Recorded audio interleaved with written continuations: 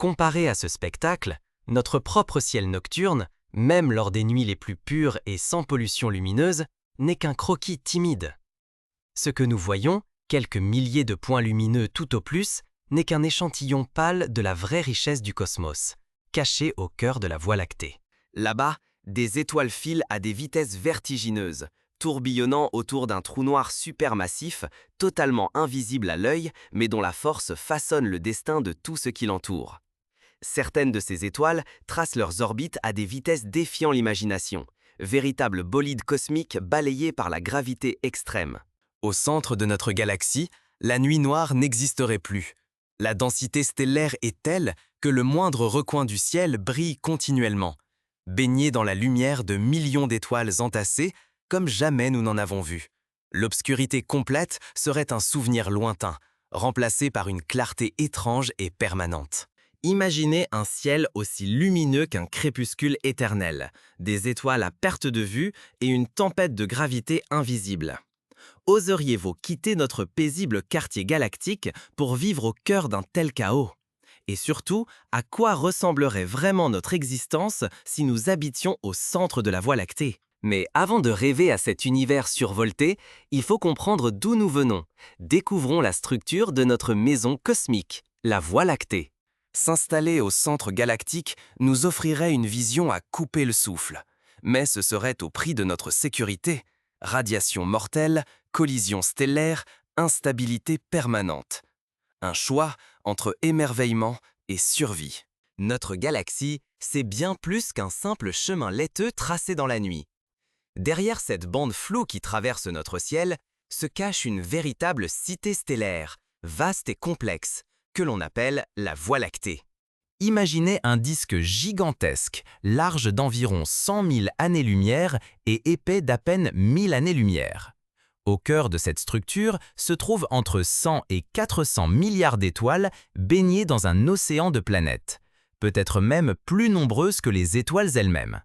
Mais approchez-vous du centre de la Voie lactée et le décor change radicalement. Là-bas, la nuit ne ressemble en rien à celle que nous connaissons. Le disque de la Voie lactée brille d'une lueur bleutée. C'est le signe de la jeunesse, car il est peuplé d'étoiles jeunes, chaudes et massives. Plus on s'approche du centre, plus la couleur tire vers le jaune, presque doré. Là, dans le bulbe central, résident les vieilles étoiles, témoins silencieuses d'une histoire galactique de milliards d'années. Et nous, où sommes-nous dans tout cela? Notre Soleil se trouve à environ 26 000 années-lumière du centre, confortablement installé dans ce que l'on appelle le bras d'Orion. C'est un quartier discret, loin de l'agitation du centre, où l'espace est étonnamment vide si on le compare à d'autres régions de la galaxie. Prendre du recul sur ces dimensions, c'est réaliser à quel point notre environnement est à la fois immense et isolé. Des centaines de milliards d'étoiles, d'innombrables mondes, et pourtant, nous vivons dans une poche de tranquillité, presque à l'écart du tumulte cosmique. Bienvenue dans le bulbe, la métropole turbulente de la Voie lactée. Au cœur de ce chaos se cache Sagittarius A étoile, le trou noir supermassif de la Voie lactée. Autour de lui, des étoiles filent à des vitesses prodigieuses, atteignant jusqu'à 24 000 km par seconde. C'est l'un des spectacles les plus extrêmes de notre galaxie, où la gravité sculpte des trajectoires folles aux frontières de la physique connue. Le ciel du centre galactique n'a rien à voir avec les nuits paisibles de notre banlieue cosmique. Au lieu de la voûte sombre parsemée d'étoiles isolées, on observerait un damier lumineux saturé de géantes rouges flamboyantes, de supergéantes massives, d'étoiles brûlantes de type O et B et de rares Wolf-Rayet, véritables phares interstellaires. La lumière ne faiblirait jamais vraiment. Ici, chaque parsec cube peut rassembler jusqu'à 10 millions d'étoiles, soit environ 50 millions de fois la densité observée dans notre propre quartier solaire. Cette concentration vertigineuse transforme l'espace en une véritable cité stellaire, où la distance moyenne entre deux étoiles tombe à moins de 0,5 années-lumière. Imaginez, le voisinage immédiat du Soleil, qui nous semble déjà peuplé, serait ici un désert en comparaison. Pourtant, la Voie lactée ne se limite pas à ce tumulte central. Que se passe-t-il si l'on s'élève au-dessus du disque ou que l'on s'aventure à ses frontières? Les amas globulaires, des sphères antiques où la proximité des étoiles change toutes les règles. Mais cette beauté lumineuse cache un revers. La densité extrême et l'agitation permanente produisent un environnement instable. Radiations intenses, vents stellaires violents, supernovas fréquentes, perturbations gravitationnelles. La stabilité planétaire est constamment menacée. Vivre ici signifierait braver des dangers extrêmes, où la vie aurait bien du mal à émerger ou à persister, mais où le spectacle quotidien serait sans égal. Imaginez une sphère suspendue dans l'espace, composée non pas de quelques centaines, mais de dizaines de milliers à plusieurs millions d'étoiles. C'est un amas globulaire, une des structures les plus anciennes de notre galaxie. Chaque étoile y est un témoin de la jeunesse de l'univers, certaines ayant plus de 12 milliards d'années. Dans le cœur de ces amas, la densité atteint des sommets vertigineux, des milliers d'étoiles concentrées dans un seul parsec cube.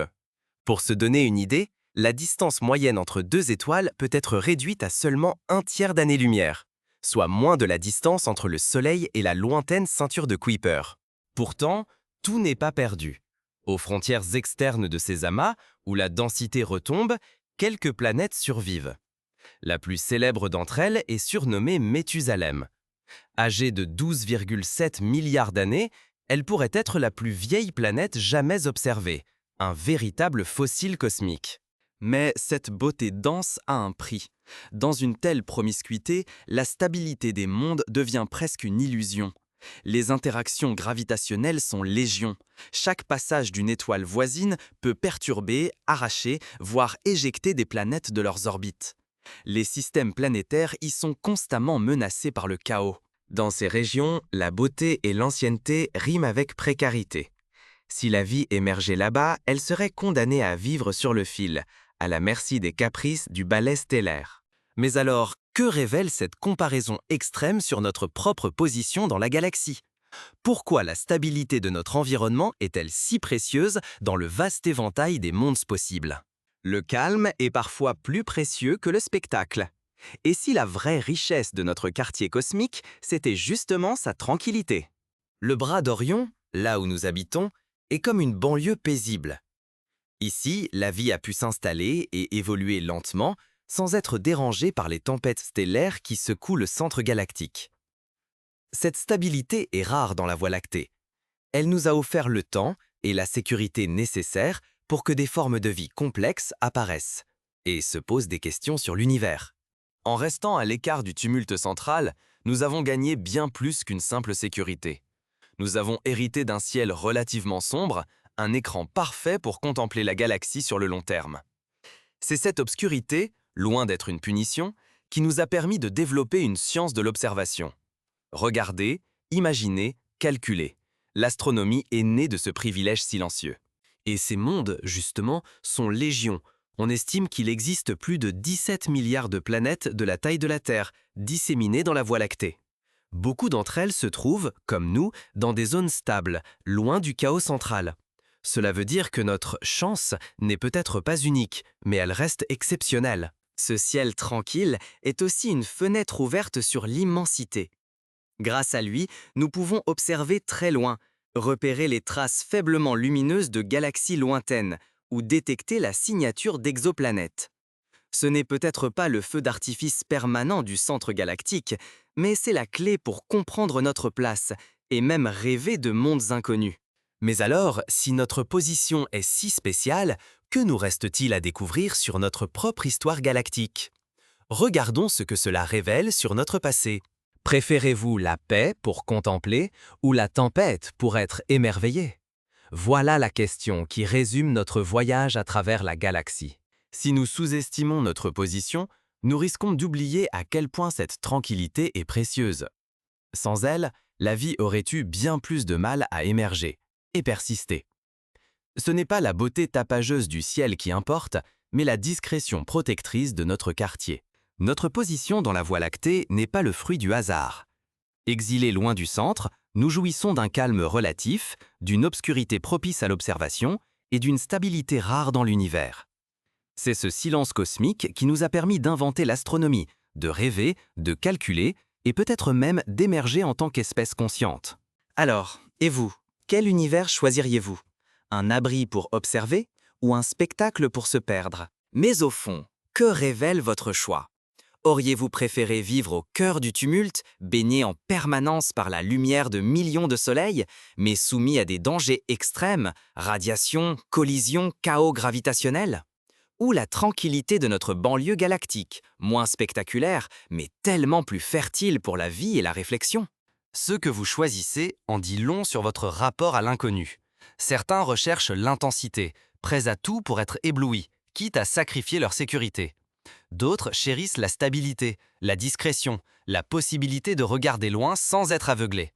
Notre posture face à l'univers, c'est aussi notre façon de comprendre le miracle de notre existence.